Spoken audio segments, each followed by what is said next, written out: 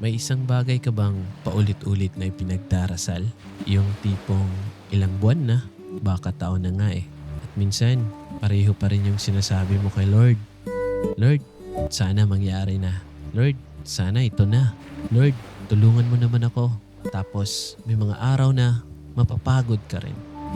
Lord, pinapakinggan mo pa ba ako? Normal lang mapagod. Normal lang malungkot. Hindi ibig sabihin na mahina ang faith mo dahil napapagod ka maghintay. Tao ka lang. Pero sana kahit pagod ka, huwag mong bitawan si Lord. Kahit maikli na lang ang prayer mo. Kahit, Lord, tulungan mo ako today. Okay na yun.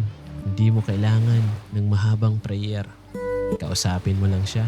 Kasi baka hindi pa dumating yung sagot na hinihintay mo. Pero hindi ibig sabihin na wala na siyang ginagawa. Kaya bukas, magdasal ka ulit. Kahit pareho pa rin ang prayer mo.